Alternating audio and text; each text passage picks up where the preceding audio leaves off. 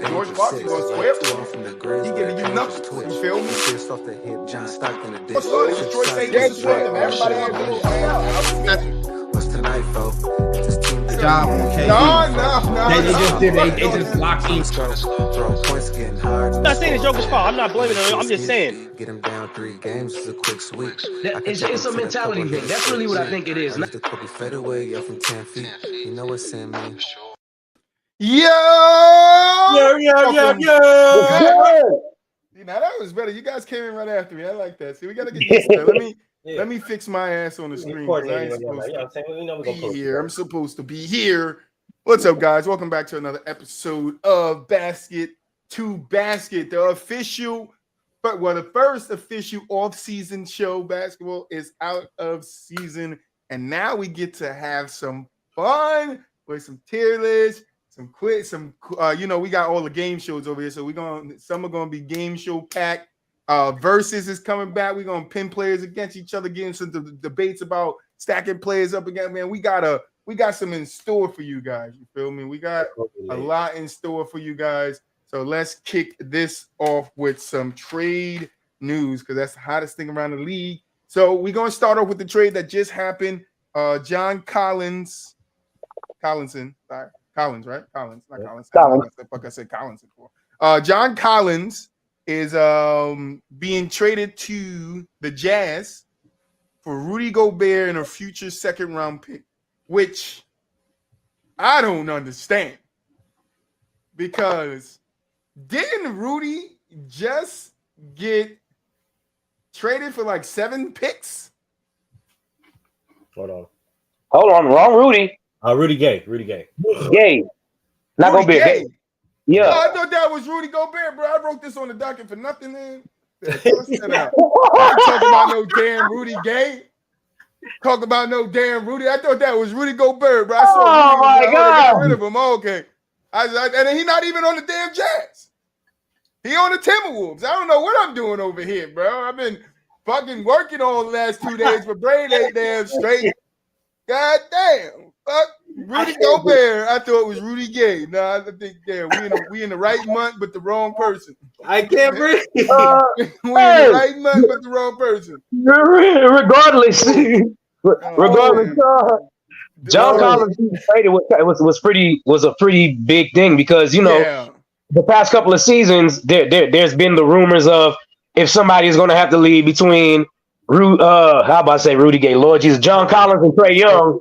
I'm not the only one. Oh my God! Anyway, I'm not the only one. The fact is Trae Young now on the trading block. Is he next? Somebody next. Gosh. I really thought that was Rudy Gobert. I'm sorry, guys. Forgive me. John Collins was traded to the Jazz for Rudy Gay. The Hawks get Rudy Gay and a future second-round pick. I don't think that's that much impressive. I don't really care. I thought it was Rudy Gobert. Pretty cool for the Jazz, though. Give him that. I give him that. I thought it was Rudy Gobert. Oh my God! All love, I promise you. If you ever see this, it's all love. I thought it was Rudy. I'm sorry, Rudy Gay. I thought it was Rudy. You're right, because I thought Rudy Gay was out the league, bro. I didn't even know he was still playing. That's why I didn't say Rudy Gay. I didn't look at it. Once it said Rudy, I was like, only Rudy I know is Rudy Gobert. So Rudy Gobert got traded. Rudy Gobert. I was like, wait a minute, did I read this wrong? I didn't even think about the teams. Like, he's not even on the Jazz, Troy going some shit, and I ain't got no whiskey. Oh, man. I got 4 bottles of water, but no whiskey. You feel me? So let's pivot off the John Collins and Rudy Gay trade, and let's get into some other news. Dylan Brooks is seeking $12.4 million a season. That's not bad. I mean, I'm not going to say that. In today's NBA, that's a team-friendly contract. That's a very team-friendly contract, actually. That's 62 for 5 years. I don't have a problem paying him that money. That's 50 for 4 years. You said you don't have a problem paying Dylan Brooks that money? I mean, no. I want to. I'm trying to find a problem with it, bro. Like I'm out here poking bears. I do. I can't. I can't find a problem with it, bro. Honestly, it's a team-friendly contract. It's basically what he's worth. Honestly, like you get a good defender, you get a solid perimeter. The Grizzlies didn't think that. You know, I mean, the Grizzlies didn't think that. I mean, but you trade him out for Marcus Smart, Defensive Player of the Year. So yeah, but they let him go before they even thought about getting Marcus Smart. I mean, they probably didn't think that for them. Like, we're not going to take on that contract basically because for a few reasons. The only team I can see taking it on is probably like the Magic, the Pistons. Yeah, like a younger team, but I figured they probably wanted to put him on a team where he had where there's a strong veteran presence because he's really immature. That's one of the main reasons why the Grizzlies really let him go. They want to bring back. You can't put him on a team. It's not in their control. Like the reality of the situation is, Dillon Brooks could not get another contract. That is the reality of the situation. Like, let's be blunt here. Like, he could not have another contract in the NBA. So you don't put that on the Grizzlies. Like, you need to go around. So no, if that's the case, they would have traded him to a veteran group. They let him go and told him we ain't re-signing you. They didn't include him in the signing trade. They just did a trade with Boston, didn't include him in it. They don't want nothing to do with him. Yeah. You feel me? I think that's because of what he's asking for. They don't think he's worth it. I just feel like it's a combination of that and his antics, bro. Like his antics. Yeah. Like they don't want to they don't feel like that's something that they want to pay for at the end of the day. Now there could be a team out there that be like, hey, we'll put up with the bullshit as long as you play at a high level. We've seen it before. And it's not like he's done anything quote unquote illegal. He just looks bad and he just does dumb and weird shit. So some team may want to put up with it. Some team in China may want to put up with it. You never know. But it's not a bad contract. It's not like he's asking for 20, 25 something per year. So I don't have a problem with the contract. It's just is somebody willing to give it to him? That's going to be the question. I agree with Mool. I agree with Moolich. Like I don't see what's wrong, especially with the way the cap is going to jump again pretty soon. I don't see the problem. Not even a little bit. Like 12 and a half is a very role player-esque contract. He at one point in his career, he did average 10 a game off the bench. And if you can average 10 a game and at least play some kind of decent defense, you can hold a job in the NBA. But he also wants a bigger role in the offense too. So it's like, am I giving him 12.4 with a bigger role, or I'm giving him 12.4 to be used in the way I want to use him? Because that's why the Grizzlies ultimately let him go too, is because he wants a bigger role in the offense, and he's not that guy. I mean, we have to be realistic. He's just not that guy. He's a tough defender. He can hit his shot here and there. He's like a two less of a version, like 2 steps down from Marcus Smart. Like that's what Dillon Brooks. He's like 2 levels down from Marcus Smart. So they definitely got to upgrade. But it's like with Dillon, I'm not giving Dillon 12.4 a year. I think he'll have an NBA job when the season starts. I do believe that. Yeah, I think so too. He might. I feel like he will have an NBA job. But I don't think any team is going to give him a bigger role on offense, if I'm being honest. Like, I feel like at the start of free agency, he's going to try to, have a bigger role on offense, like in free agency, ask for it. But I feel like no team is going to give him that, so he's going to have to take, he's going to be like, all right, you know what, no team's going to give me a bigger role on offense, and I'll just do whatever they want me to do to stay in the NBA and get paid my money. So that's just my assessment of him. Well, I mean, you can't sit there and ask for a bigger role on offense if you've never necessarily proven that you can handle a bigger role on offense. Yeah. Like it's like they can give you defensive assignments all day, every day. They can have you guard the hardest player or the best player. They can have you flip. They can have you rotate, whatever the case may be. But asking for a bigger role in the offense is completely different. Now you're gonna have to do it on both sides, right? So now you're gonna have to be that much more conditioned. You're gonna have to be that much more entwined. You're gonna have to be that much more integrated in the offense. Like you're not just going to be setting screens and I'm going to set a pick here and I'm going to roll there. Like like they're going to give you the ball. They're going to give you the ball at the top of the key. What are you going to do now? Like they're going to challenge your spacing. They're going to challenge your awareness. They're going to challenge your IQ. They're going to challenge everything about you. That's offensive basketball, right? It's not just guarding up, checking up on the best player. So you asking for a bigger role in the offense. Are you going to be able to maintain that role? Are you going to be able to step up into that role? Are you going to be able to actually execute? Or is them giving you a bigger offensive role going to lead to their demise ultimately? So that's what teams are going to look for. And if I'm going to look at Dillon Brooks and look at the pass and be like, I don't really see the offensive strength here. right? Like I see some good choices here and there, but as far as consistency, I'm not gonna integrate him in that offense, especially if we have something great going. So Troy, I can understand your point, like somebody being reluctant and paying him that 12 million, because it's like, yeah, you may be worth it on one end, but on the other end, can you handle that load? Can you handle both sides? That's yet to be determined. And his attitude too, but yeah, that's what his attitude is big. So I don't know. I don't want to stay too long on Dylan motherfucker. Yeah. I try to get the little stuff out of the way because we got two big trades that I want to get into, but I know we're gonna take some time, so I want to get the little stuff out of the way so we get it out of the way. Suns to keep Ayton. You guys care? Yes or no? I'm more interested in how they're going to fill out the roster if they keep him. Exactly. Yeah, exactly. I agree. Draymond's going to meet with other teams. Are you concerned or not?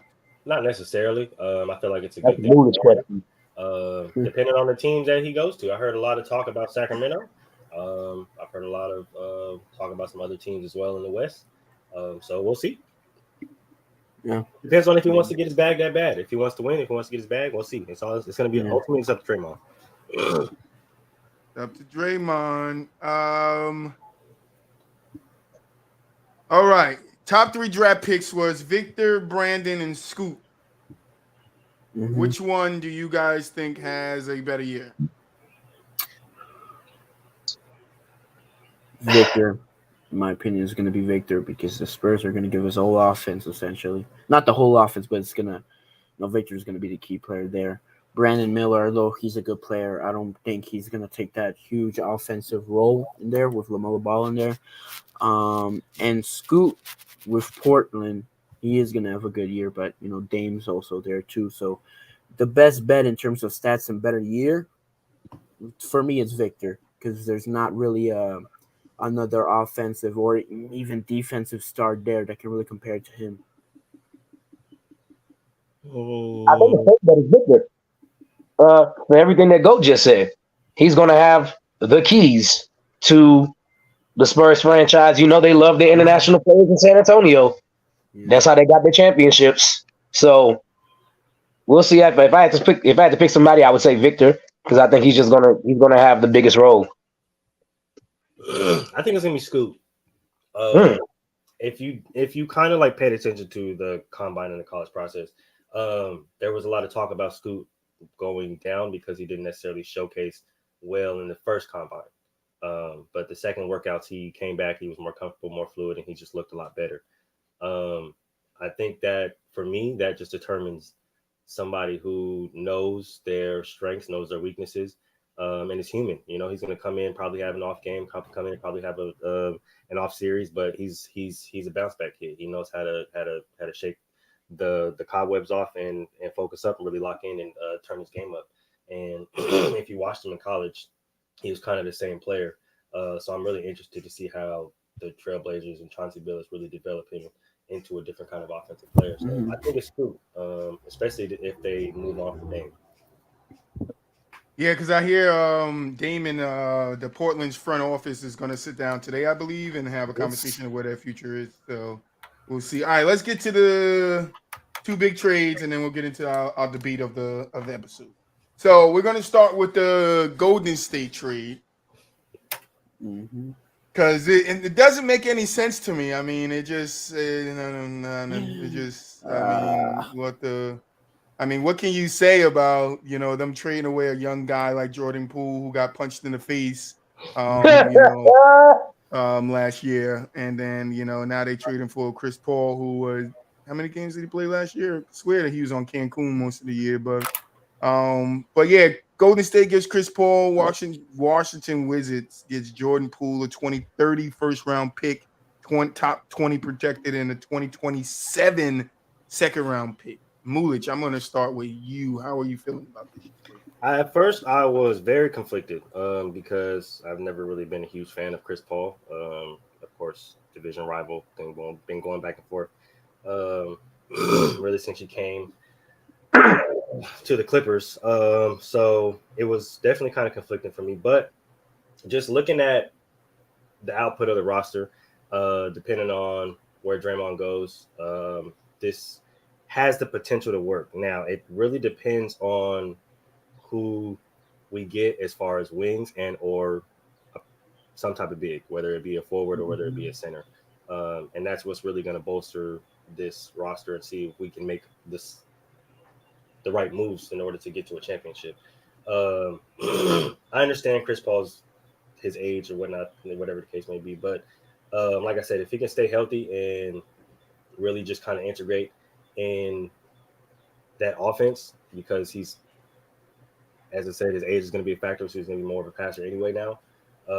It could definitely work, but it determines on what big man we go after, right? It has to be somebody mainly defensive. We see how the Lakers series ended, and that's part of the reason why it did. We had no size.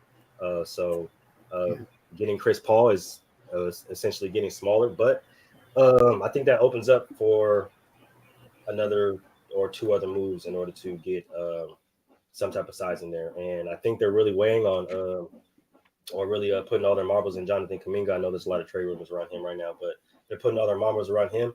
I think they might even do a positional change for him because he did hit another growth spurt. So he is, I think, at least 4 or 5 inches taller than when he got into the league.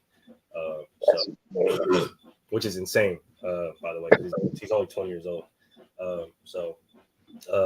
We'll definitely see. Like I said, this has to come with another move, whether it be a power forward, whether it be a big man, but it has to come with another move. We'll see, man. Jury's out. DJ? I first seen this and I was like, I'm not understanding what the hell is going on in Golden State. But as the news comes out and breaks that Draymond is exploring free agency, I guess it kind of makes sense because Draymond has been the person that's been their best playmaker. You know, them dribble handoffs into screens and things like that's been Draymond has been essentially their point forward. So I mean, I guess it makes sense, but you're also losing that defensive presence that Draymond has.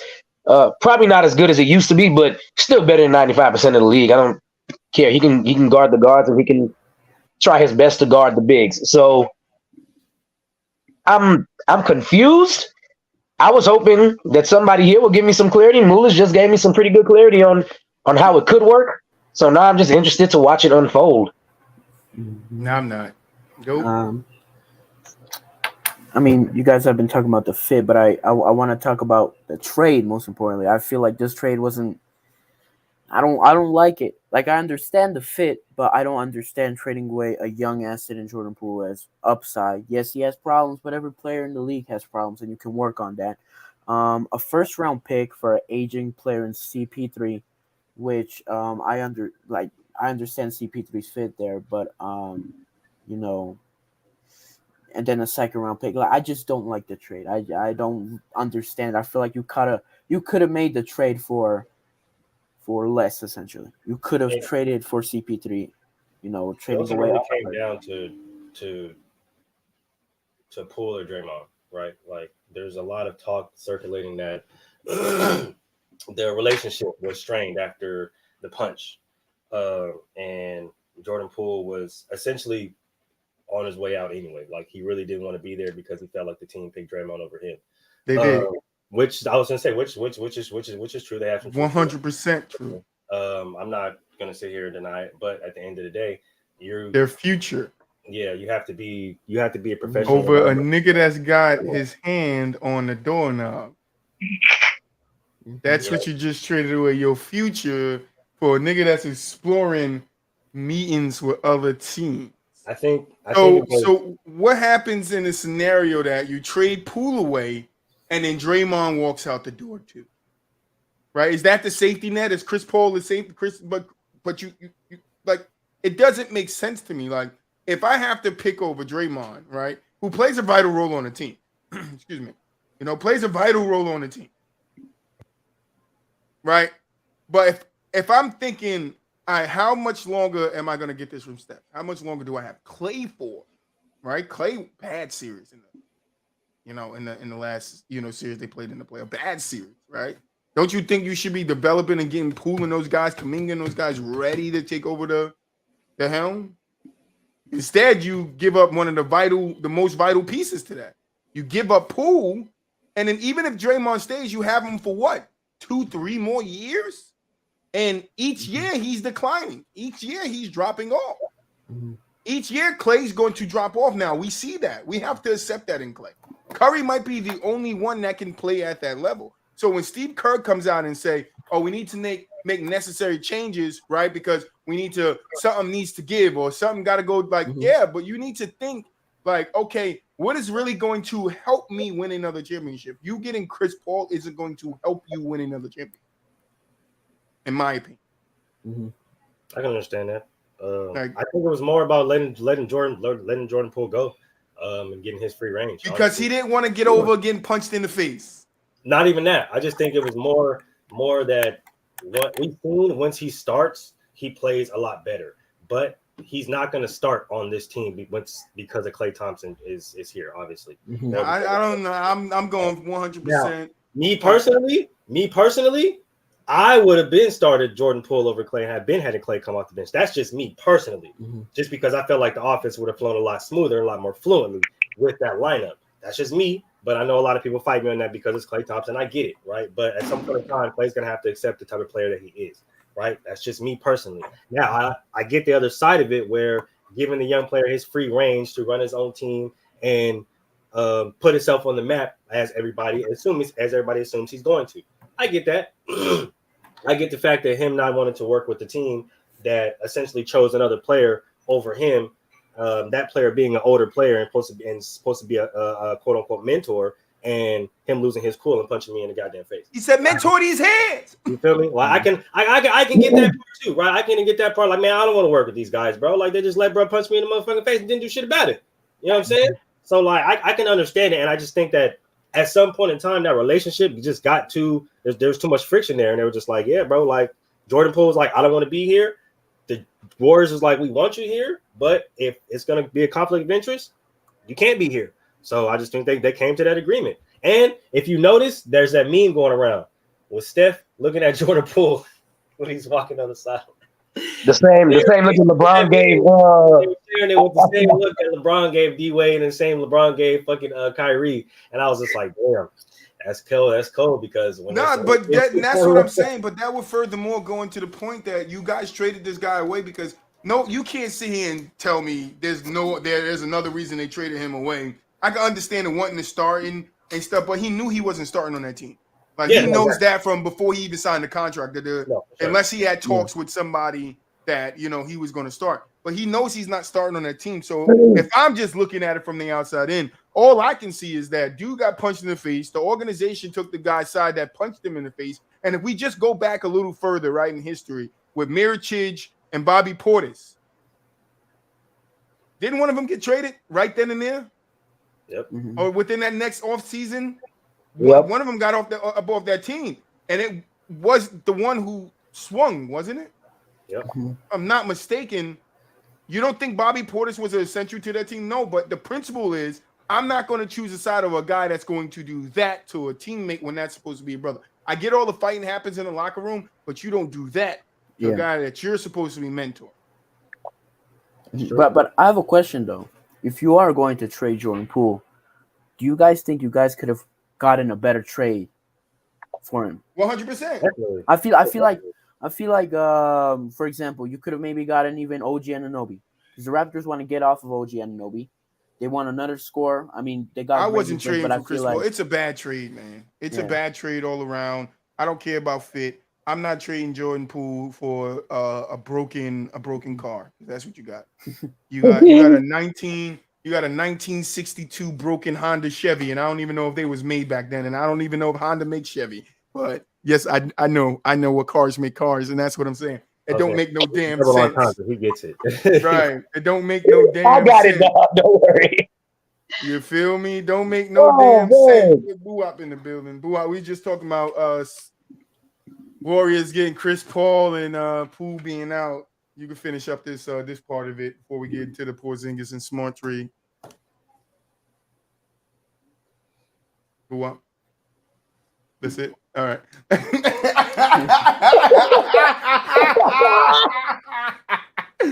Boy, I said, bro, y'all probably said, hey, this stupid ass trade. That nigga stupid. Should have got nigga Draymond. We got you. We good. All right.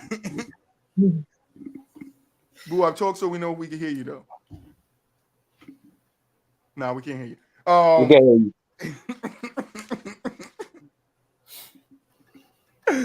Can't you, boo. But yeah. So that's it. I don't like the trade. I'm not getting rid of Poole. Draymond would have been up out of there. I don't give a fuck how important he was. You talk about you need a change. That would have been a change I made. Draymond's still going to talk to teams behind your back. So he the first team he's sitting down with is LeBron. Facts. The first team he's sitting down with. But let's get into the biggest trade. I think the biggest trade of the trade so far is the time has come that Troy has been waiting for. Marcus Smart is up out of here. Okay, let's go. All right. You feel me? I see all you Celtics fans out there. Me and Bird's on the same page. Bird's glad he's going too. But, I see you Celtics fan out there. You're all mad and upset, that we lost the heart and soul of the team. The heart and soul, Marcus Smart. He could be the heart and soul. Sometimes, because Marcus Smart is a leader. He is. He has leader qualities, strong leader qualities. But sometimes that type of leader can fuck with you. I can't even talk. Can fuck with what you got going on. And I think that's what Marcus Smart has done in these last couple of years. And I know people, saying, oh, Porzingis can't stay healthy. He played 65 games last year. It's the only thing we can go off of. We have to take that and hope he can still be healthy and play. I know a lot of people looking at the Dallas and be like, oh, look what he couldn't play with Luka. No, he didn't play that. He didn't want to play that style that they was playing. That affects his play style, what his strong attributes are. I like the trade. I think it opens the floor up for Brown and Tatum. Now I just need to see what we do at point guard because I don't know if we're going to start White, move Brogdon into the starting lineup. Are we still going to try to move Brogdon? What are we going to do there? Are we going to pick up some people? I know I see some people talk about Derrick Rose. I don't think we need another point guard if we're not going to get rid of either Derrick White or because we have Derrick White, we have Brogdon, we have the DJ guy, PJ, something like that. Dozier, something like that, some dude, JD, I think his name is, and then we have PP, Peyton Pritchard. So I don't think we need a point guard unless now that Smart's gone. I don't think we need a point guard if we're going to utilize Brogdon or White in the sense of facilitating. And I know White can do it because he did it in San Antonio. Let him facilitate the offense while you're throwing double screens at Brown and Tatum, and now you got a big guy who can actually roll off those screens and not just towards the basket, towards the three-point line too. So I definitely think this space is the floor for us. I'm glad to see Marcus Smart going. Love you, appreciate you, but fuck you. I understand that. Shoot, you've been calling for it for a while. I think it's good for Marcus Smart. He's gonna go to a school. He's gonna go to a place where they definitely need veteran leadership at some point in time. So no point in time than the present. I know a lot of people look at Steven Adams, but he's really not that old, bro. Like he's still young, so he's not going to be able to get those guys in shape. I think that Marcus Smart, that presence in the locker room, is just going to be a lot better for those young guys. I still don't think it does anything for the Grizzlies. Honestly, I don't have faith in the Grizzlies whatsoever, but I do think it makes that team better maturity. Mature. It makes them mature. As far as the Celtics goes, this is the move that they needed to make. Everybody's been calling for it for years. Get a true point guard, get off of Marcus Smart, and then move whatever point guard that you get, or move Malcolm Brogdon up to the starting spot. That team needs facilitating and needs playmaking. That's quite literally the only thing. You need to go back to the old way of playing ball, bro. Stop all this three. The fundamentals. Run a fucking offense, get your playmakers open, and let them fucking do what they do. Right? You have Porzingis now. This is going to be a better offensive presence inside. If you decide to keep Robert Williams, you can pair that with some nice defensive presence inside if he can stay healthy. Like you have, this is what you guys have been needed, and now that you guys have it, let's go out there and execute. I still don't have faith in Joe Mazzulla. Like I don't like him at all. Maybe during this offseason he can get some shit together and change it up and probably convince. Well, he got a new assistant coach, so let's see the scheme that they draw for these guys. If they could change it and get away from that, shoot all the threes. Die by the three. We can get away from that, and we can start some inside-outside game, right? Or some outside-inside game. Get open shots in. Because the thing Boston struggles with is finding easy baskets. We can't get easy basket. It always has to go to JT. You got to create some. JB, you got to create some. Well, guess what? JB isn't a great creator, right? His dribbling to the left, behind the backs is a little sloppy. So the best way we can combat somebody's weakness is to put them in place where their weakness isn't shown, right? In today's basketball, what we like to do is make players strengthen their weaknesses when every player isn't capable of strengthening their weaknesses. That's why you have strengths and weaknesses. And even players that strengthen their weakness, it still is a weakness. If I'm not good at driving left, I can learn to drive left all I want, but it's never going to be as strong as me driving right. So me driving left, people are going to prefer me driving left than me driving right. Because if I drive right, I'm making it 9 times out of 10. Where if I drive left, I'm making it 6, 7 times out of 10. So you're going to take the odds of me missing it than making it. So you can tell a person to fix their weaknesses, but they might not have the capability of masking their own weakness. So you have to have an offensive or defensive scheme in place that masks each other's weaknesses. You got to have the pieces in play to mask the weaknesses. That's why I like us getting rid of Mike Muscala and, the Italian Gallinari.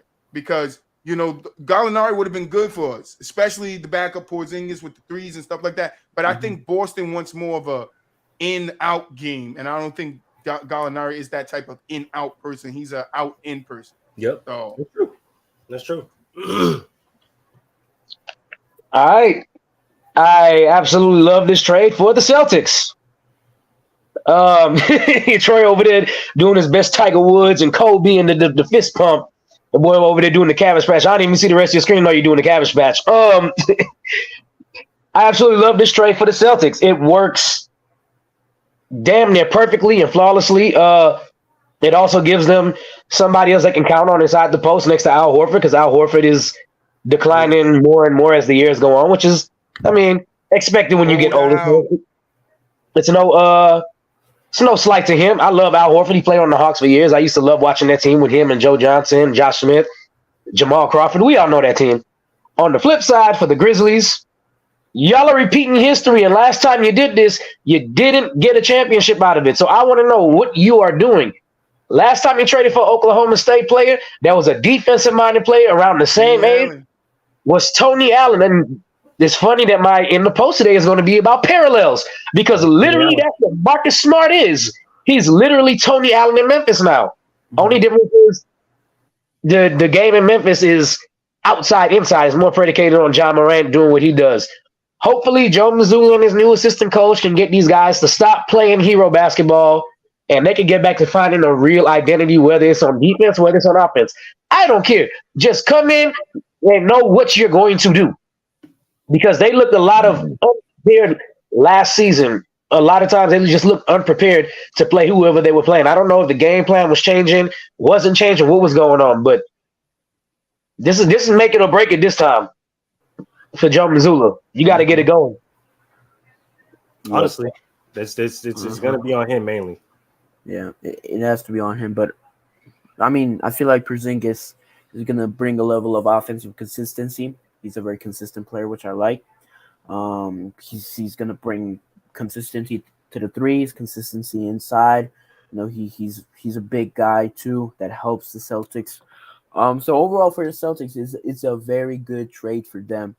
I like Marcus Smart, but I've always felt like either White or Brogdon would fit better in that point guard system for JT and JB. So he's gone, and I like Marcus Smart, but I feel like it was the right choice to make.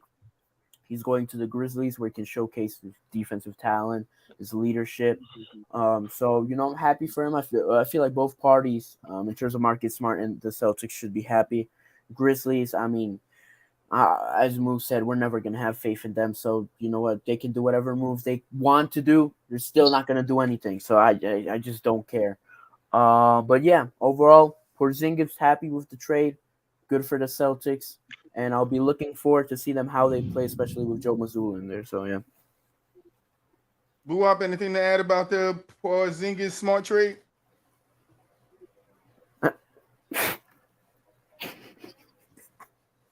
Nah, I'm with you, man. I feel you. That's 100%. Nah. 100%. That's facts. You hear me? Yeah, we hear you now. We hear you now. No. Hey, look, man. I thought it was a decent deal though for both teams actually. Boston and Memphis in particular. Nobody mentioned the Uh, Wizards because we don't give a they fuck about they the Wizards. they. I mean, they got a solid backup point guard for sure, and then they obviously got the pool party man himself. But nah, I ain't really finna talk. They finna be bottom feeders for the most part. Exactly. But yeah, Memphis gained another wing defender that could help their defense. They got, I guess, back-to-back defensive player of the years, and That's true. Good yeah, luck, Marcus. Boston needed to do something with their front court, and they got a big that and Porzingis that can stretch the floor for them a little bit, provide some rim protection. So I think it was Yeah, a and then win-win for both teams. Rob is good coming from the side. Porzingis is good face up, so it kind of helps the defense out too. We get front rim protection from Porzingis. We get side rim protection from Robert Williams. So I think it'll work out.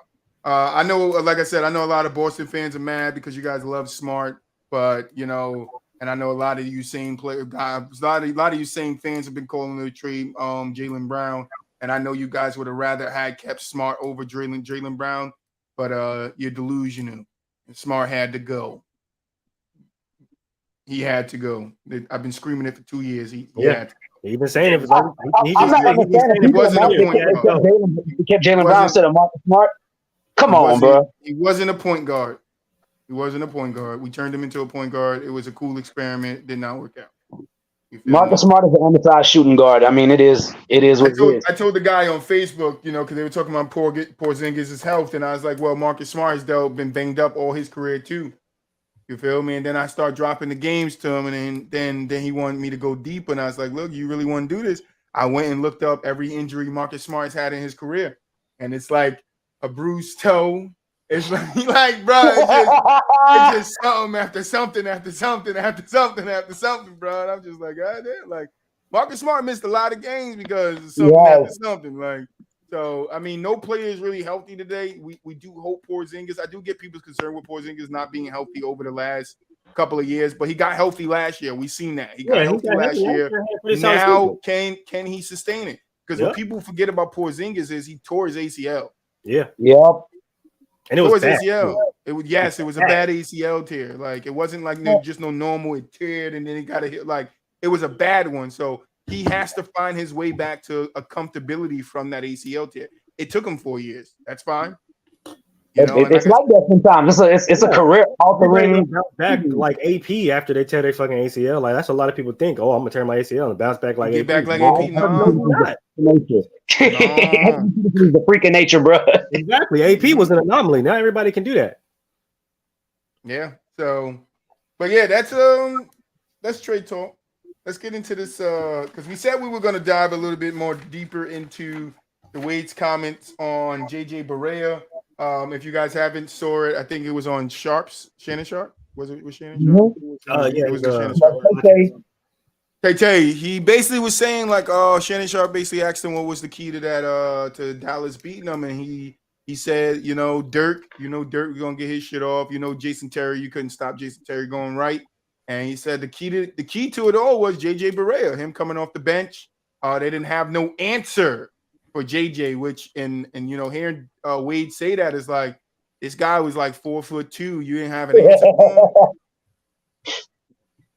him. You should have put Braun on him. Should have put Braun on. Braun could have figured that out. He's 6 foot 6 on a 4'2" dude. That he could have figured that out. But what are you guys' opinions on D Wade's comments? Because I know a lot of people fight this stance. A lot of LeBron fans fight this stance that JJ Barea cooked those guys. But now Wade is coming out and clarifying that JJ Barea did cook those guys. What are you guys' thoughts on that? Start with you, DJ. I mean, yeah, JJ Barea was the one guy that they didn't game plan for. And I mean, the series went 5 games. So literally, I know now Eric Spoelstra is referred to as one of the best coaches in basketball. But we also got to remember he was still young in his tenure at that point, and he inherited this team with 3 All-Stars at the same time. And he probably wasn't as good as he thought he was going to be at adjustments. And I mean, look, Berea was cooking, man. I don't know. I really don't know what else to say other than Berea was cooking. I remember watching the games and like, yo, if this was like back in the day and they were playing like the Celtics or the Pistons, somebody would have knocked JJ Berea on his ass already. Like you gonna question coming to this. They would have put him in the hoop. All ring at will inside. He just. I remember watching the games and just being like, okay, well, that's cool that y'all can't stop this little 4'2" guy on the floor. I mean, that's going to be the reason y'all lose this series. You can't pick anybody on y'all's team to guard him. I mean, Mario Chalmers was supposed to be one of their better wing defenders, got cooked. D Wade tried to guard him, got cooked. They ain't even bothered to put LeBron on him because LeBron's psyche was pretty much damaged at a certain point in this series. Who you gonna bring off the bench? I mean, Mike Bibby was on the team. Mike Bibby's not a defender. Eddie House is a pretty good scorer. Not really known for his defense except when he played on the Celtics. Mm-hmm. I mean, I don't know what to say other than he's telling the truth, and I can't be mad that he's telling the truth. Especially the last two games where he had 17 points and 15 points too. I feel like what really helped them, why he cooked so much, was he really stretched the offense. I think it was the second to last game. He went he made 4 threes and attempted 5, 80% from the 3-point line. So that's massive. He also went inside, scored a couple of points, and even when he was on the bench for 4 games, he was still being productive with his offense. Yes, of course, defensively, what can you do? But the Miami Heat's bench isn't really fit for that. The bench wasn't really good, so I understand DJ Michael B's point. And I rewatched some of those games, and Berea did have an impact offensively. He was doing well inside, and as I said, he could shoot threes in that second to last game, and that really helped him. So yeah, I mean, I have to agree with D Wade. He cooked them. What? Yeah, he was a little thorn in they side, I guess. You know what I'm saying? Like, I don't want to buy into they ain't had no answer for him. Wade said it. Wade say a lot of things. I'm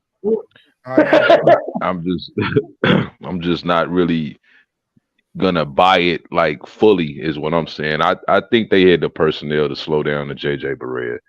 The truth of the matter is why they lost the series, and Wade don't want to admit it. He don't want to hurt his best friend feelings. He didn't play well. LeBron just didn't play well. That's why they lost the series. Simple. What? Before you go any further with that, if you get to watch the interview or that part of the interview, he does talk about that, how he was yelling at Bron, telling him step up and stuff like that. So that was actually brought up. Because we're just going over this one part where he talked about JJ Barea. Yeah. Okay. Well, I wouldn't have brought up JJ Barea though, is all I'm saying. Well, he said Dirk did. He said Dirk was going to get his shot. So if Jason Terry, you wasn't stopping him from going right, and JJ Barea that had no answer for. That was basically his comment. You mean to tell me you couldn't slow down a man that can only go right? That's what they trying to tell me. Yeah, you couldn't. Nobody could listen. I'm not speaking on the NBA level, but when I played ball in my heyday, I could only go right, and you wasn't stopping me from going right at all. Okay. I could tell you what I was going to do. You wasn't going to stop me. So if you that, all I'm saying is, if you're that good at going right, you're going to find a way to get to your spot going right. And JT was, he didn't call him a jet for nothing. I bet the Hall of Fame don't call him either. Just like the first jet. Is Kenny a Hall of Famer? No, right? No. I think Kenny's in the Hall of Fame as a sports writer. I think as a sports reporter, not an NBA player. That's not what we're talking about, DJ. You don't need to bring that up. You asked if he was in the Hall of Fame? You don't need to bring that up. We're not talking about writers. Skip Bayless in the right in the Hall of Fame. You feel me? There's Stephen A. Smith going to be there. Shit. Shannon Sharp going to be there. We want to know about in the sport. Kick it over to you. Man. So I was going to say Shannon Sharp in his in his own Hall of Fame. He don't need no sports writers Hall of Fame. Hall of Fame. But D Wade's right, man. Like it was really the insertion of JJ going to the starting lineup. Like they really couldn't really they weren't prepared for that. Like, I don't think Eric Spoelstra was really prepared for that. Like, and when JJ got in the starting lineup, he started to cook, right? And there was, I think it was game 5 was when he really went off from 3, but game 6 he 1 for 3 from 3. He only shot 33%. He was cooking on the inside though. That was the problem. And like Boo, you can say it was JJ. You can say you didn't have a problem with they didn't have a problem or have an answer for JJ, but at the end of the day, yeah, LeBron didn't play well. LeBron did not play well at all. Like, there was some single-digit scoring games there, Bron. Like, you can't not have that, big dog. So I think the combination of the switch up of the lineup, inserting JJ, kind of giving the Heat something that they weren't necessarily ready for, and LeBron not playing like shit. Yeah, I think that helped. Shit. And then you had Sean Marion with his ugly ass push shot, freaking averaging damn near 15. So yeah, I don't know. When you just get a team effort, it's hard to win. You know what I'm saying? Or it's hard to lose, I guess. So, simple. It is simple. Also, Joel Anthony was the center. Birdman wasn't even there the first year. So, I mean, you didn't have a rim protector. Chris Bosh was your best rim protector the first year. Oh man, that's why they was. I mean, Joel, they couldn't play Joel. That was the real reason, though. Like he didn't give you no offense. He couldn't stretch the flow. Couldn't do shit. Nope. It was. I'm not even gonna lie to you. It was just a bad matchup for Ryan here. It was a really bad matchup when you really look at it and break it down. It was a horrible matchup for them. Yeah, I mean, I agree. It was. I mean, but hey, you got LeBron and you got Wade. Ain't no matchup too bad that you can't overcome it. So and then there's that time too. Both of them. And then there's that point right there. You got LeBron and D Wade. There is no matchup you shouldn't be able to over fucking come. Win the series. What's in that motherfucker choking? No. All right. And now go do your part. Or go. You had something to say? You didn't. You had your mind. I was laughing. All right. So we're gonna progress along. Go do your thing. I'm going to do mine.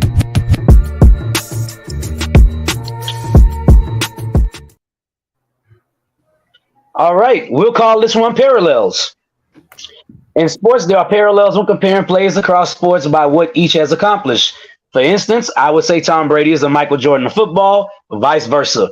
Regardless, Mike and Tom have a connection of winning and performing at the highest level time and time again. I bring this up to explain what I mean by parallels. Greg Popovich, we all know him and what he's accomplished since taking over the Spurs. 5 championships and 6 appearances. Didn't miss the playoffs for 22 years, tied for first of all time. Drafted a guy that is arguably top 10 of all time and the best player in Spurs franchise history. Talking about Tim Duncan. And he's arguably the best coach of the modern era. Look across football, and I believe you guys know who I'm going to say. The parallel for him in football is none other than Bill Belichick. As the Patriots head coach, 6 championships in 9 tries. 17 of the 22 division championships in New England's history has been under his leadership. Oh, and he also drafted a top 10 player. My bad, let me correct myself. He also drafted the GOAT in Tom Brady.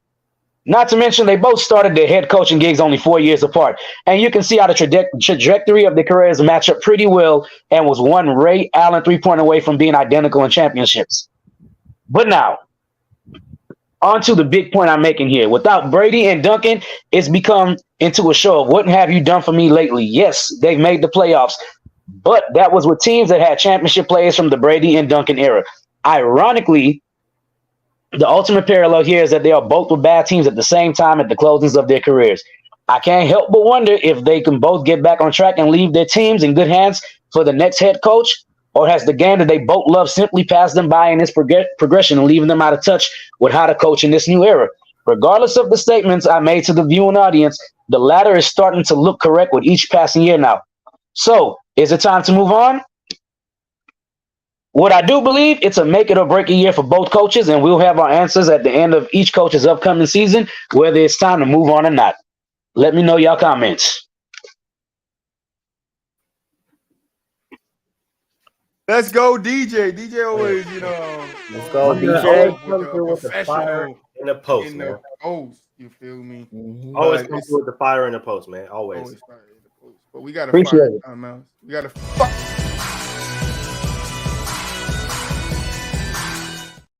That's right. We got another NBA breakdown for you guys, and today it's a little different. Little different, but we got the Kings versus the Timberwolves 2004 Western Conference Finals Game 7. So for everybody who say we don't talk about the Kings or nobody talks about the Kings, yeah. And here goes the breakdown. So this was an interesting game to me. You feel me? Started off. I feel like this series was interesting, no? This whole series was interesting, no? Yeah, this series was interesting. Definitely the way it went. Troy, go over some numbers real quick. He got his papers. All right, so game 1 went to the Kings, 98-104.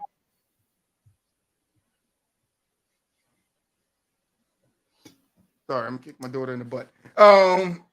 So Kings took the first game, 104, 98. Timberwolves come back, take the second game, 89, sorry. Timberwolves take the third game, 114, 113 in overtime.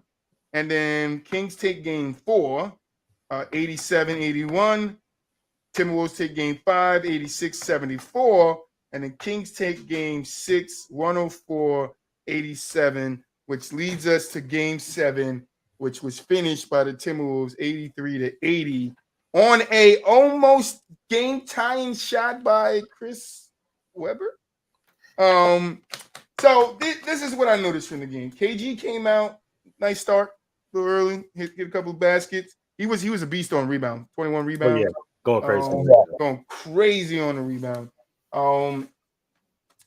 Sam Cassell. Sam Cassell, middle first quarter, he started to really start putting that ball in the basket. And I know y'all heard us talk about Sam Cassell before, and that's all fine. That's fine and dandy, because you guys always say there's no role players, the role players back then. But why we keep talking about Sam Cassell and Charles Oakley? Sam Cassell's been on 3 different teams we have talked about him on. So Sam Cassell, very good start in this game. I'm gonna say the Kings were trying to run early, like they were pushing it, throwing it right up to what's his name, Doug Christie. Mm-hmm. They were getting the ball up the court real fast, trying to find some offense, trying to catch them slipping. Wolves did a good job at containing that.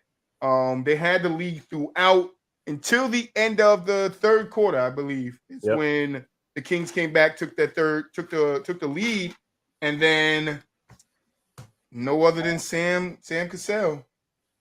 What's Sam Cassell who hit the shot, right? Third quarter. Mm-hmm. Kings took the lead. And then fourth quarter started the third. I don't know who hit that 3 for the Kings, though. I didn't write it. Was it Doug? Was it Doug Christie? Out the third. I think Doug hit the 3. Yeah, Doug hit it. Doug hit the 3, and then Doug Christie hit the 3, and then somebody came down and hit the 2. I'm not sure if it was Sam or if it was somebody else. But from the start of the third, when they took that lead, you see the Wolves make another push, get that right back up to 10. And then towards the end of that fourth, now all of a sudden, it's a tie ball game. Mm-hmm. And now the Wolves are trying to hold on to a lead where Kevin Garnett throws a bad pass, mm-hmm. and, puts the Kings in position to tie the game up. And I believe it was a foul after that, which gave them another chance to tie it up, which led to Chris Webber's open shot. Chris Webber did not make it. The Wolves won this by 3. Before I get to my key breakdowns and before I pass this to DJ, some stats. Pager, 8 points. He went 3 for 12. Shot 25% from the field. Mike Bibby, 4 for 13, 3 for 7 from the 3-point line, 15 points. Doug Christie, which was the highlight of the Kings, he had 21 points, 9 for 17, 3 for 5 from the 3. Chris Webber, 16 points, 8 for 17. He did not make a 3. The only 3 he took was the 3 he missed at the end of the game. Bloody mother in D-Blot. I don't know what he did in this game. Oh, yes, I did. He did nothing. All right. He did 7 points and 6 rebounds, 2 for 4 shooting. Couldn't even take shots. Who is the best player on this team? I wanted to ask you guys before I continue. Who's the best player on this team? It was supposed to be Chris Webber. Hands down, Chris Webber. Chris Webber? Chris Webber, hands down. Chris Webber? I mean, well, Chris Webber got played by Doug Christie, but we're not here then. You feel me? Body D Black. You got 11 points. Brad Miller. I want to shout out Brad Miller. He was making some key baskets, you know, when they needed a basket. Brad was playing some tough defense. But on the Wolves side, we got Kevin 32 and 21 beast mode. He scored 14. Right. This is just a slight at Pippen, right? And the guy on Facebook that was telling me that Pippen ain't a choker. Guess what? Same scenario. Game 7. Closeout game. Fourth quarter. Now, Garnett didn't give you, he gave you, I forget how many he gave you in the first. I think it was 9. He gave you in the first. He didn't score at a basket besides free throws in the second or the third quarter, I believe, or the second quarter. The whole second quarter, he didn't score. He went 0 for 4 in the second quarter. In the third quarter, he started scoring again, but it wasn't much. And in the fourth quarters, when he got 14 and 5 rebounds in the fourth quarter. That's a closeout game stat line for the fourth quarter for you, Scottie Pippen. All right. For everybody that want to defend Scottie, that's a stat line for you right there, Scottie. 14 and 5. You feel me? He went out there and helped his team get the win, even though he threw the bad pass at the end of it. He helped his team go get that win. But let me get to my keys, so we could break it down, and I could pass it over to DJ. So I got 3 keys. I just want to shout out. I got a shout out at the end of it. Is Doug Christie. You know, played his ass off. But my first key to the Wolves winning this, it was Wally. Wally, how you say his last name? Zerbiak. Wally Zerbiak. Wally what? Zerbiak. That's not how you say his damn name. Yeah, that's like absolutely how you say his name. That's not how you say his name. Boo-wah. Boo, that's not how you say his name. Wally Zerbiak. That's not how you say his name. Oh shit, Troy, goddamn. They was not Troy don't him that Troy name, Troy ain't bro. trying to slaughter that name.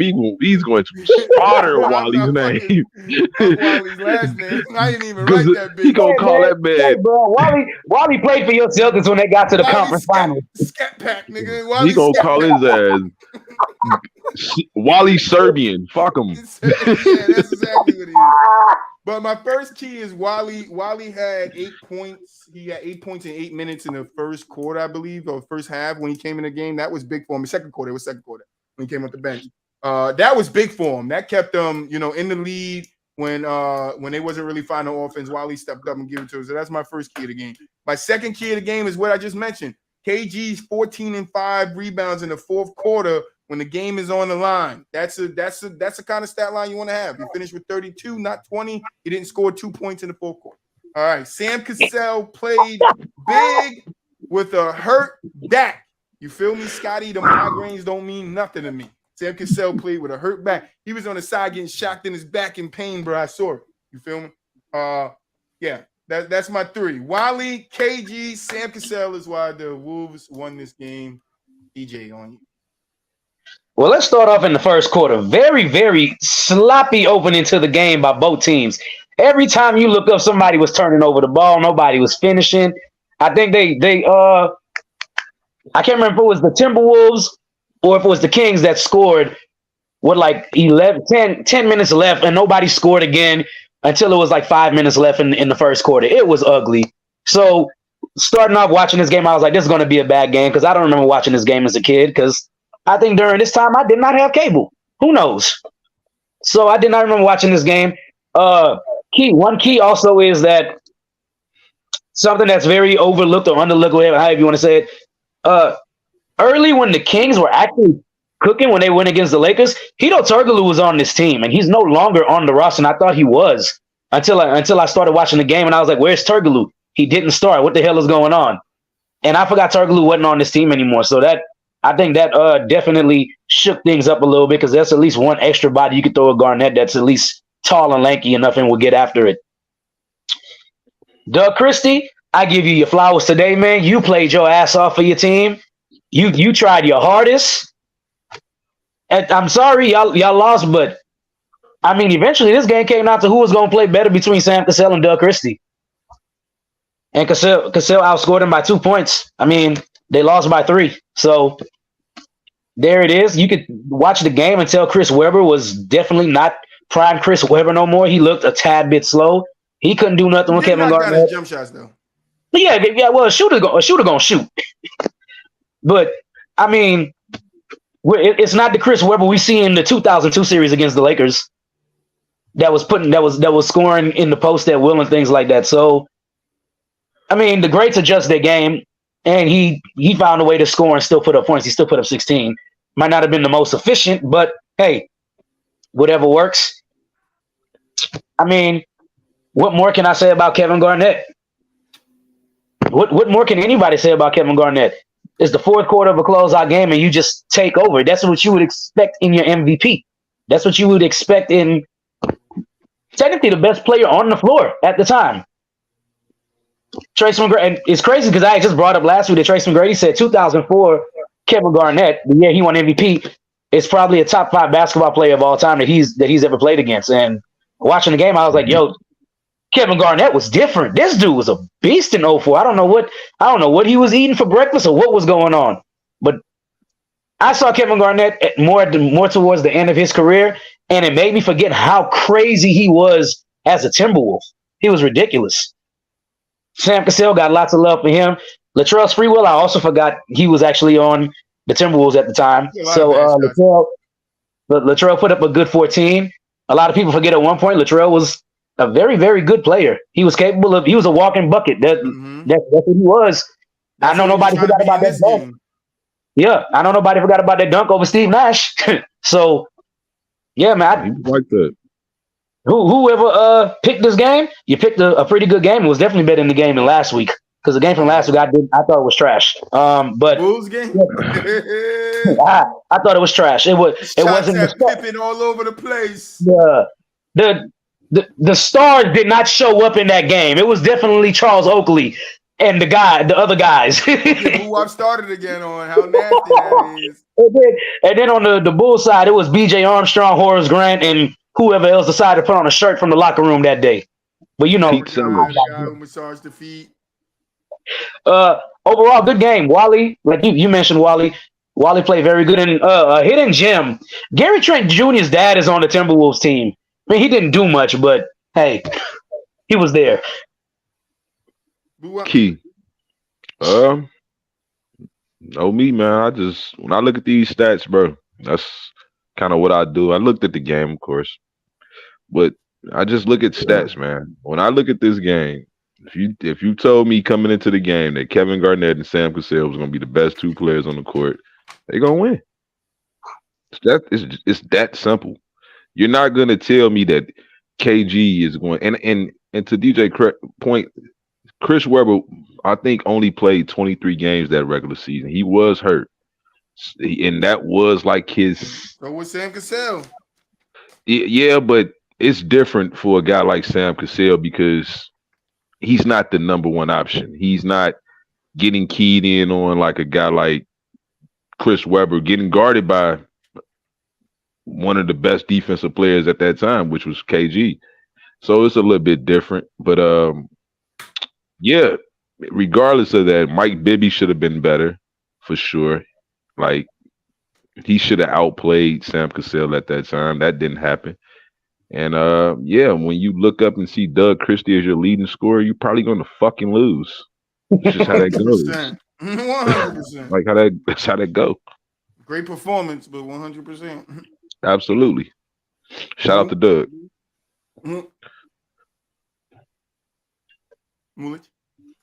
All right, so a few things that I've seen from this game. Number one, Chris Webber did not have a good series. Now, to Buop's point, he did not play the whole season, so he wasn't relatively healthy. But to Troy's point, if you're not healthy, get your ass from out there. Don't fucking play.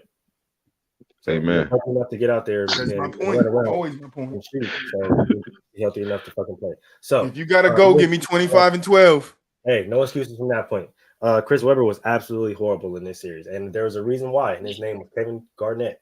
Okay, Kevin Garnett had that man in prison, not jail. Okay, prison. All right, he had him frustrated like a. I grew up in the California Bay Area, so I grew up watching a lot of Warriors games, a lot of Kings games. right? I grew up watching a young Chris Webber. I grew up watching him in Michigan, bro.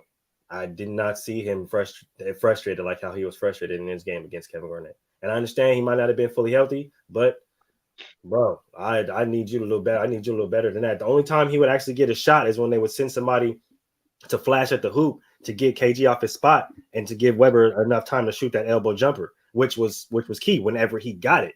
But if you had Johnson rotating in the back of KG, which happened a lot of times, who also came up with some really good defensive plays in this game, KG could stay on the spot and just keep Chris Webber in jail. And that's literally what he did. He didn't have to move out his spot. There was a point in time at the end of this game, I think it was like less than 30 seconds left. KG's at the perimeter and he gets a key steal. Literally key steal, bro. Put long ass arm. Look forward. I wasn't even gonna get there yet, boo, because I'm gonna get to the defensive prowess that man was on this game. He ain't boiling water yet. Go ahead. Literally. Go ahead. You simmering. I see you. And say that, this is how Scottie Pippen this and Scottie Pippen that to bring the choice point. This is how an MVP, not only MVP, but the star person of his damn team is supposed to fucking play. Supposed to play. Let's go ahead and look at these numbers, man, because I really don't think that people really understand this is how you're supposed to perform as a star player on your team in a closeout fucking game, especially when the game starts to get close. Because they started to make a push. Doug Christie came up with some solid effort plays, and this was the thing. A lot of effort was missed in this game on Mike Bibby's part, on Page's, especially Page's part. Oh my god.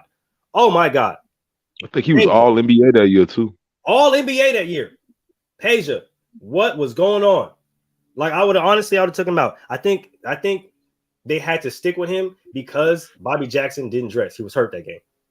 And I think that was their other shooter. So they were like, damn, we can't go to our other shooter. But let's go ahead and look at these numbers, man. 32, 5 blocks from Kevin Garnett. 5. Shit. Come on, bro. 4 steals, 2 assists, and 21 rebounds. 63% from the free throw line. This nigga even took a 3 and made it. Yeah, he was tripping. He was tripping that day. He said, I'm in my bag. The next thing you know, I gotta give a shout out to Mr. Choke That Hoe. Latrell Sprewell. Okay. 14 points, and those were effort points. All right, thank you, Bawap. That's the exact animation I was looking for. Those are effort points. This is the thing a lot of people forget, bro.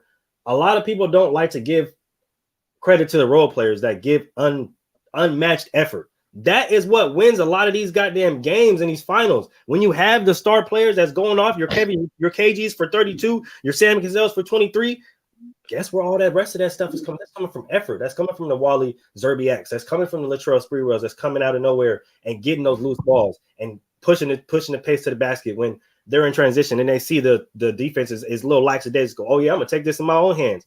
Yeah, that shit is big. That plays a big role. That, and I think me personally, the Kings were careless with the fucking ball. Same problems persist. Same problems I see now, same problems I see back in the day. They were careless as shit with the ball.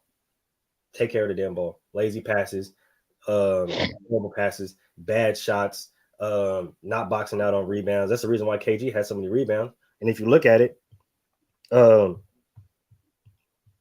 Irvin Johnson, that's the reason why he was killing on the inside. Because they were lazy on lazy on defense, lazy on rebounds, bro. And it came down to literally the last shot, and Chris Webber couldn't hit it. That was the script of the game. Came down to Chris Webber trying to hit an open shot, and he couldn't hit it. Now you can blame that on health. You can blame that on him. It don't matter, bro. You got to hit that shot. You're the star player of that team because Kevin Garnett gave you everything he could, and at the end of the day, it showed. They won the goddamn game. Got to and again. So. Man, if I was Doug Christie, I would have had to whoop their ass. Oh God. Oh yeah, bro. Man, somebody getting their ass whooped. He was the only one out there that looked like he wanted to play. Fourth quarter, less than 5 minutes left. He presses Sam Cassell and gets a steal and a foul to get that possession. And it's a 3-point game. He's the only one doing that. Everybody else is just standing around watching ball, watching shit happen. Doug Christie is the only one out there giving effort. That man, yeah, y'all would have had to see me in the locker room. Period. Period. They was gonna have to holler at me for real. That boy Peja averaged 24 points that regular season. 24. You came and gave me a third of that, boy. I would beat your ass. I would beat your ass, boy. You got me fucked up today, boy. This shit is crazy. You're getting Jordan. This shit is crazy. Don't care. Yeah, you getting the piece. You getting pieced up, bro. As soon as I see you, I got a soccer. Nothing to talk about. No way. There's absolutely no way. Nothing to talk about. Like, how y'all feel about D-Bock? Hey, D-Bock would have to get it too. No, Vladdy would have got stomped out.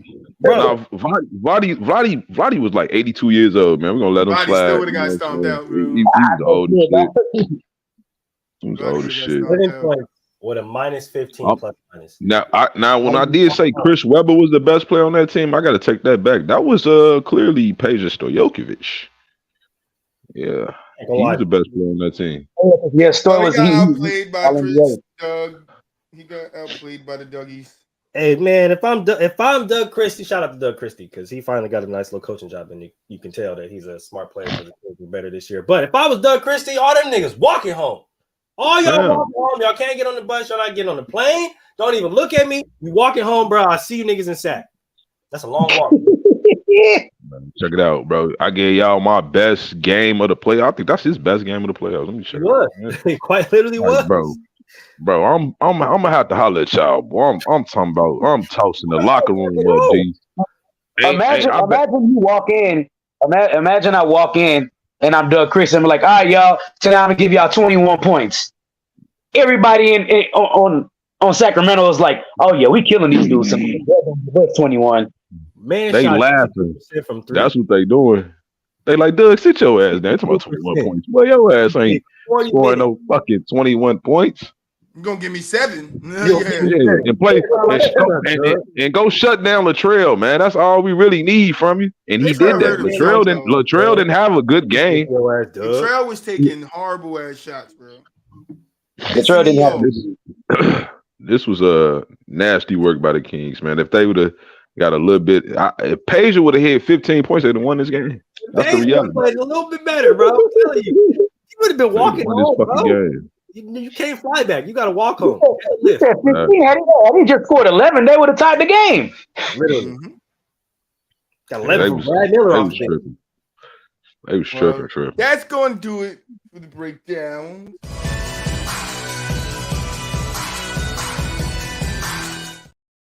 All right, so this week we did a better job at keeping it concealed. Not opening his big ass mouth. With the 3v3 tournament, these things are great. These things are good. This is what we do. So we got the results. We're going to drop a little video for you. We're going to let you watch a little video. You go ahead and share it so I put it up on the screen. We're going to let you guys watch a little highlight video from the whole tournament, and then we're going to break down the games for you guys. But while Goat's setting that up, Moo, how you feel you did? I mean, I can only hope I did better, bro. Because you know what I'm saying. I think I was the first one out last time, so I can only hope I did better. You know, I can. Well, I would give you. I had a lot of faith in my team this time. I was the first one out this time, so I'll let you guys know that. I did no better. You feel me? I'll take second out this time. I was the first one out this time. All right, DJ, how you feel about how you think your team did? Bro, I don't know because Jamal Murray did not have a good showing last time, so I don't know. I'm sorry, guys. My entire PC just reset it for no reason. My Mac just reset it. I do apologize, but now, I will present the highlights. Right, Troy? Yeah, you're gonna have to share it. I have to put it up on the screen, so you just gotta give me a second. And Buop, there you go. Buop, how you feel you did? I ain't in love with my team, but I think I'm solid still. Well, you got the first round off, so go ahead, go drop those highlights. They ain't gonna be able to hear it, I don't think. Nah, they ain't gonna be able to hear it. That's fine.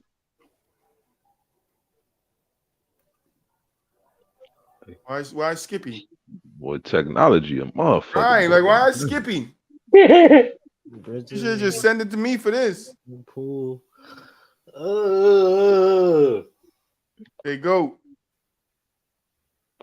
Somebody cold. Ooh, Get that shit off my screen, bro. Somebody was out there ass. Somebody was cold. Wait a minute. Yo, go. What's good? It's skipping, bro. Yeah, I can tell. I have no idea why. Hey, who was cold, bro? Somebody was trash. Somebody was out there trash. Somebody was cold. Booker, They had it that was cold Booker. icon on there. It was Booker. Oh yeah, it had to be Oh yeah, Booker. Booker played like shit. We gonna figure it out. But I'm sorry that his shit is skipping. I don't know why, but Mike got let it load up a little bit. nah, it's a downloaded fucking. He made the video. Yeah, no, I'm just playing. This dude's an ass, bro. This the real 98 bootleg, ain't it? Right. Real like bootleg. 595 in the building, man. I smoothed out a little bit. Sorry for the guys that's watching at home. You know, this was supposed to happen. Next time we do it individually like I wanted to do it. Goat wanted to put it together into one video, but we upload them individually, so we go game by game. Our residential tech guys, underground people, please forgive me. Right, nigga, underground in the hole, the same hole Osama bin Laden was in. He had Chapo Junior. Oh my God. Yo. Fucking Murray, man. Not DeAndre Ayton with the putback. Damn. Oh my goodness gracious. Damn, Jamal out here busting. This man Clay, what are you? crazy. Clay. He's tripping. Damn. Hey, what version of this is Clay? Man, this is not. What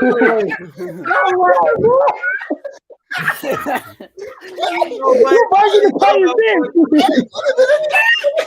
Damn. Damn. Came out tripping. Oh my goodness. Iggy just bust. Oh my God. Did him dirty. Oh my God. Who was right about letting it load up, bro? It's way He better missed. now. He missed. Oh my God. Clay out here just cooking.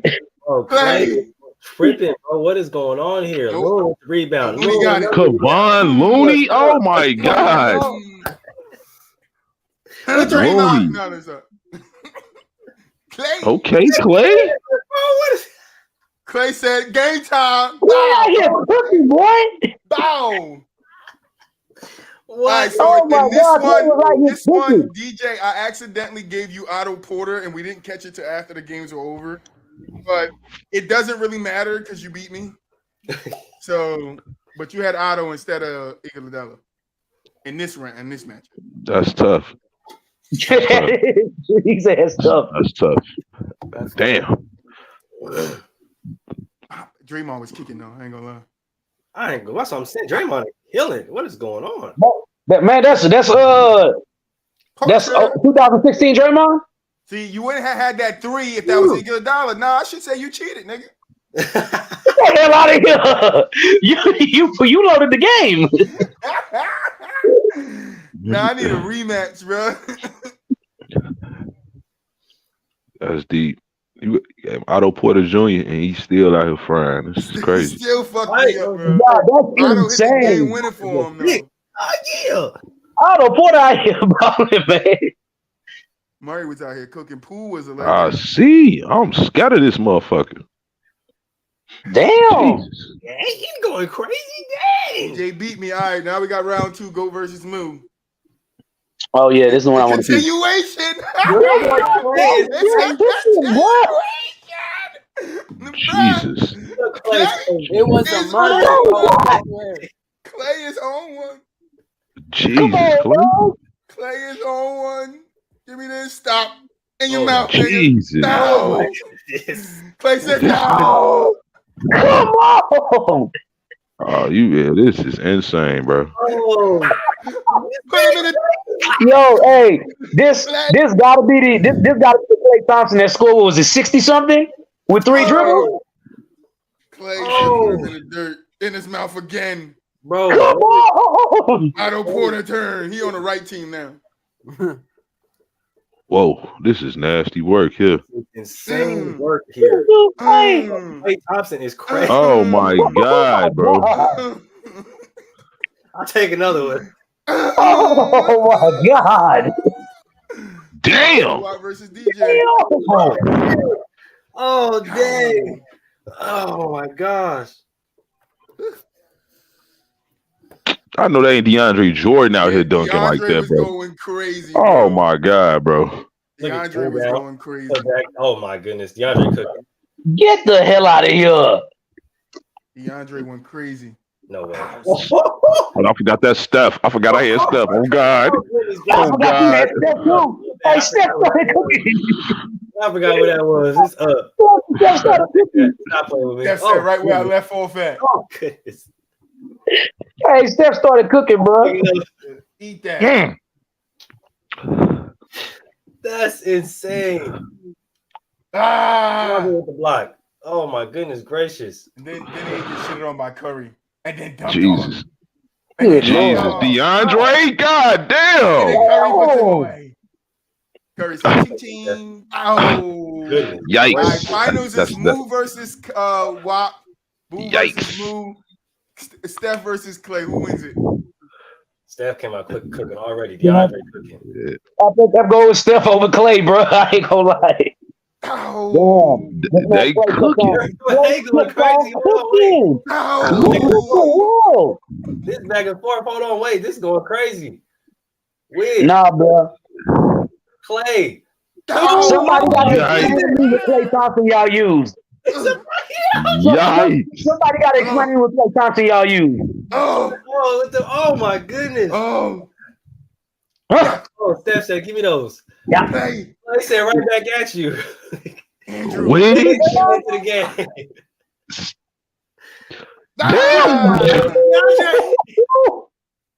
This game crack. This game is crazy. This is probably the craziest game I've ever seen. In your mouth, Steph. Clay, Come on, dog. Over the block. Late. Curry said, "Ooh, nope." Get bored. So this is the first game 3 of the whole tournament. Oh. Yikes. Slash. They said I take committee. Steph with the drive. What the double block? Oh. Jesus. Oh, this shit is crazy. Watch again. Jesus. Oh my goodness. DeAndre. This is crazy, bro. This is Game. Oh, down. Game. Put him away. Oh my God. Put him away. What? With that, Moo leads the winner of the 3v3. Oh wait, that's why I want the highlights. Cause you see how hyped you gotta get. That's just for us. The highlights are just for us. They ain't for the fans. That's for us. You feel me? But yes, Hey, no. I need somebody to explain to me what Klay Thompson y'all use. Because next time I play 2K, I'm using that Klay Thompson. No, that was the best overall. Remember, we picked the Yeah, best overall player that yeah. you picked. Whatever year he won the chip, that was championship Clay, bro. That shit was That was before the ACL That was Clay, bro. Okay. So that's 15 Klay then. Yo, so let's get to first game real quick. Me and Goat beats me 2-0. Booker was a big letdown. Probably the biggest disappointment of this whole tournament. Booker really let me down. Didn't really give me no offense. CP3 shitted on us. CP3 was really good as that 93 overall, 97 overall, whatever his overall was. Yeah, he was really good. I told Goat about Joker. He didn't want to listen, but by the time the end of the tournament came, he believed me. You can see in my first game, Draymond had my most points, but that's just how it goes. He took the most shots, 2-11. Booker went 1 for 9. Let's get to game 2. 1 for 4, and game 2 I won 12-9. Game 2, Chris Paul again going off. He scored 8 points in that game, 7 for 11. Really, Joker, same thing, 4 points, but Joker really didn't do anything. He did give Chris Paul some help down there. Again, are you going to see down on my stats? Jordan Poole leads with 5, Booker with 3. Booker was 3 for 7. Goat takes me out. I moved to the loser bracket. Then we got DJ versus Moo, game 1. And as you've seen from the highlights, Steph Curry went absolutely retarded. Klay Thompson. Yeah, Klay Thompson. Klay Thompson went retarded, all right? Jamal Murray's not good and blacktop. That guy scored 1 point. Aiden scored the point. you got beat 12-2 in your first game. Klay Thompson scored 11 points. Now I need you to stay key to Klay Thompson and how many points he scores in these wins. Go to the second game for me, Goat. All right, second game, Moo beats him 12-6. Ayton steps up in this one. Ayton gives you 3 points. Iguodala gives you 3, and Murray goes 0 for 7. Yeah, right. Let's go see. Show me Klay again. Klay with another 11 points, 7 rebounds, 8 for 31.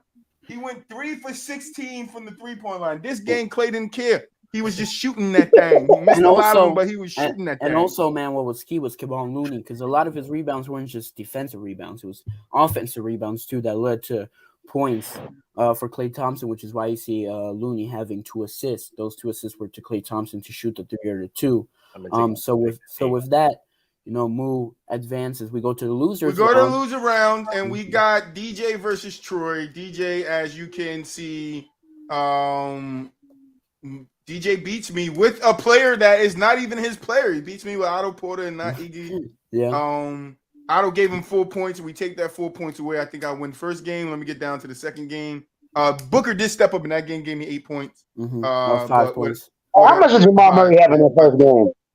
Jamal Murray had 1 point in your first game. Oh, yeah, his first game. In this game, he had 7. 7, okay. Murray finally stepped up and did something. He finally stepped in this. Game 2, DeAndre Jordan, again, taking the reign. 7 points. You got your work down low because in this game, Draymond couldn't stop anybody for some reason. He was playing good defense all tournament. But Troy, real quick. I need you to get your players' names right today, bro. It all started with the Rudy Gobert thing. Now you say DeAndre Jordan. No, I've been saying DeAndre Jordan since we were on live stream. Come on, bro. I was saying his name wrong the whole time. DJ, you lucky he don't call you PJ. Right. Now we move on to the murder. Round 2, we got Goat versus Mulich. Goat thought, he was going to make it. But Klay Thompson, again, 11 points. This is his third game back-to-back with 11 points. This motherfucker went 6 for 7? Yes. God damn! Now let me just say something quick. I feel like Moo did a very good job. I don't know if you realize this or not, but by making Klay Thompson the point guard. With that, he played against Murray, CP3, and Steph Curry, who are nowhere near his height, which allowed him to shoot over. Especially CP3. So what he did to him. He beat him 2-12. And you went to the losers end, and also Klay Thompson went to the paint. Damn. He went to the paint and absolutely dominated. Just like Troy would never dominate. All right, let's get on to the next game because Goat likes to run his mouth, and I need to get through this. Thank you. Game 2, Mulich versus Goat. Goat scores a measly 4 points. Klay Thompson, 9 points this time. Otto Porter steps up, gives him 2. Kevon Looney gets his normal 1 point in there. Chris Paul tried to step up, did nothing but 2 points. Nobody really shot on Goat's team. As you can see here, that's a combined, 6 shots between 3 players and a black top. Yeah, it's disappointing. Mulich had unexpected, very good defense. But let's get down to this final round. Still DJ. DJ versus the second round.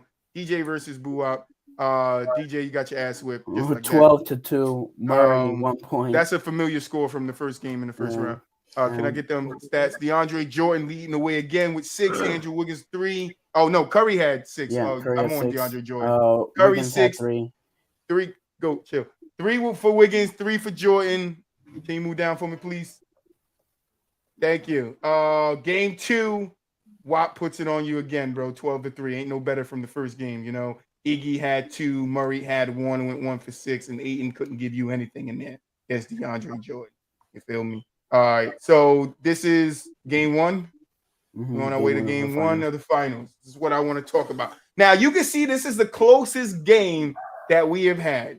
Klay Thompson, 10 points. He didn't score his 11, but he got 10. You got 2 from Porter. He went 6 for 24 and 4 from 12 from the 3-point line. But Curry kind of matched him in that category. Curry also had 3 for 16, points, 3 for 16, 0 for 10 for 3 in his first game. Boo, I'm sorry, but Curry definitely let you down that game. Andrew Wiggins stepped up. DeAndre Jordan had 14. Game 2, WAP takes it 13-11. Klay Thompson's first game not averaging over 10 points. You guys lose it. But you get 8 from Klay, 2 from Looney, a point from Otto, 2 for 6 from Klay from the 3-point line. Steph Curry went, did his thing this game with his 5 points, 3 for 14, 2 for 10 from the 3-point line. But he had some help from Jordan and Wiggins. Final game, game 3, we already know. Mulic beats Buwap 12-8. Klay Thompson scores 10, and no surprise, they win it there. Dude, that's crazy. Giving Mulic the right of the new champion of the week. But I want to start with Buwap. Buwap, how you feeling to lose in the final? I feel better than Boston because I actually won the title. You know what I mean? Nothing to do with me. They just got to include Troy in it some way, somehow. I'm just trolling, Troy. I'm just trolling, you know? Okay. I got you. You're doing the GOAT. Okay, I got you. It's Wap's birthday, man. It's at least it's early birthday. Man, appreciate y'all, man. You are. Happy early birthday, bro. How you feeling about coming in second place? Man, listen, man, it happens, man. As long as I'm in the championship round every time, that's my goal. You know what I'm saying? I give myself a chance to win. This your first time. You got to play in the first round next tournament next week. This is your first time playing in the first round, so. Hey, man. We'll see. We'll see. Hey, man, it'd be like that sometimes, But listen, played in the second round 2 tournaments in a row. The wheel decided the first one, though. I don't give a shit. I won, which was decided. You know what I'm saying? How about you win? You might be get a bye too. In the finals. Don't act like I just be getting swept all out of there. You had to beat me in the finals to get your first championship. You went to losers round this time. Don't talk like shit.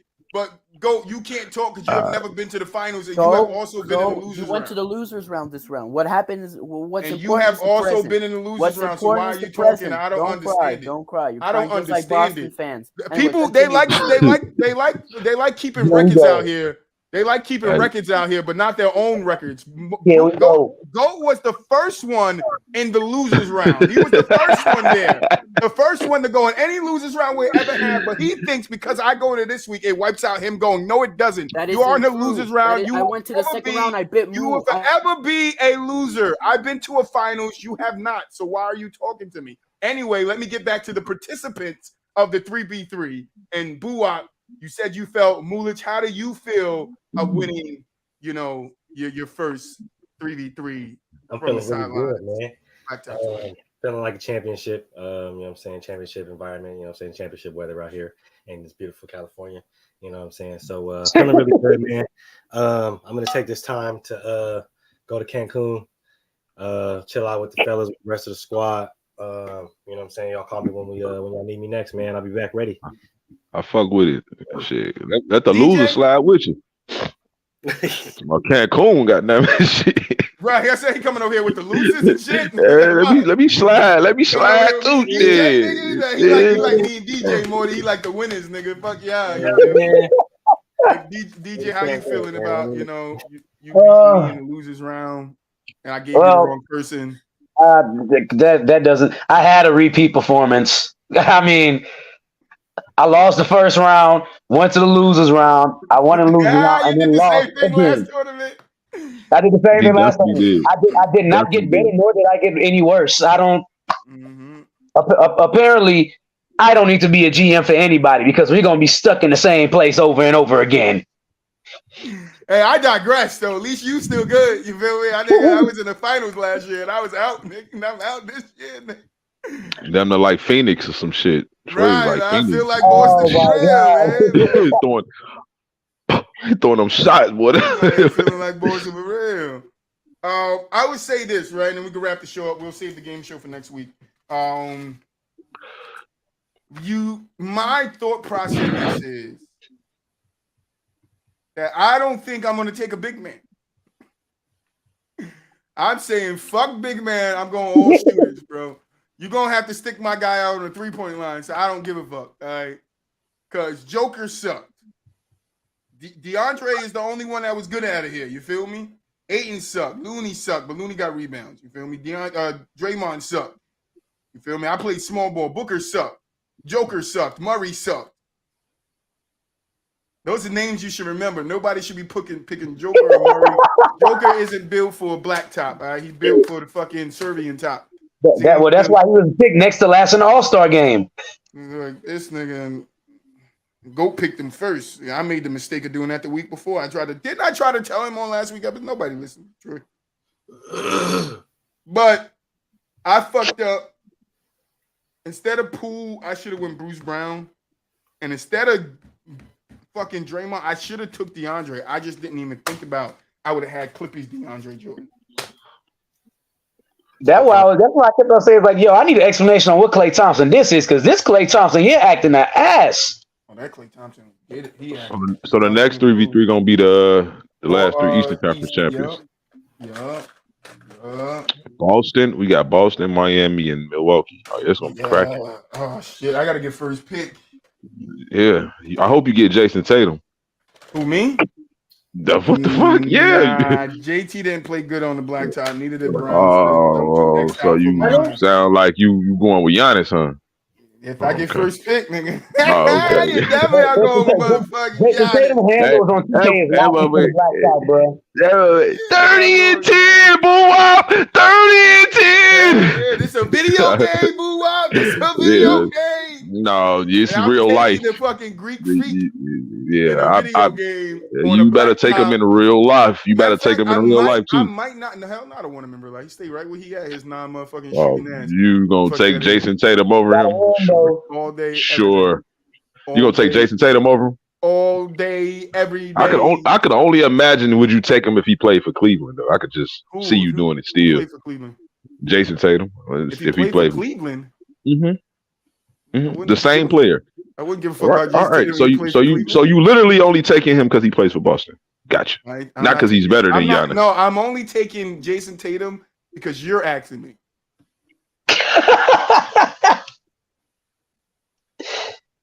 Now, make sure I pray to God I'm number 2.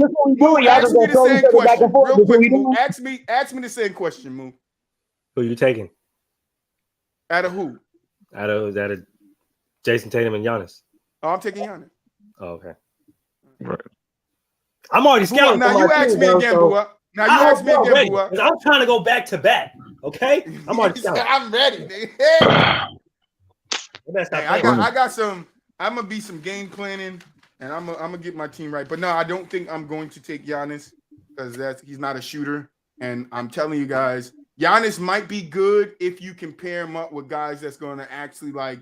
If you compare him with a CP3, which you can't because CP3 wasn't in the East, I don't know what's the best Drew Holiday that you're going to give him to pair him. Like, who are you going to pair him up with?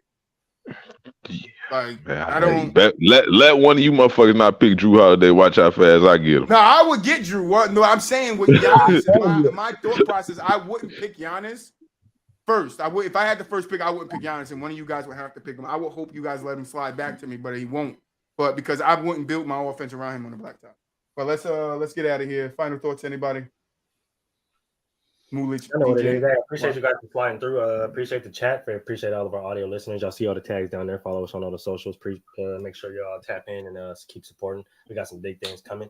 We gonna see you guys later on throughout this week. Starting on Wednesday. DJ, take us away. Well, as you heard what Moose said, Wednesday, Gentlemen's Talk, 7:15, right back here. Y'all go ahead and tap in one time. Shout out to y'all today, too, fellas. Great show. We had a blast. Boo up. Man, listen here. I see y'all on Monday, all right? Monday. In the words of J.R. Smith, anything is possible! Is that what's in your hand? Yeah, I want to say happy birthday to my right hand man, Boo Up, bro. Yes, sir. It's almost been a year since you've been here, since I brought you on. I want to say, man, good times. You're a true brother to me. I appreciate you. I hope God bless you with many more birthdays, bro, because you are a good dude, and I know you've been through a lot in life, and I hope you never win another 3v3 tournament ever again.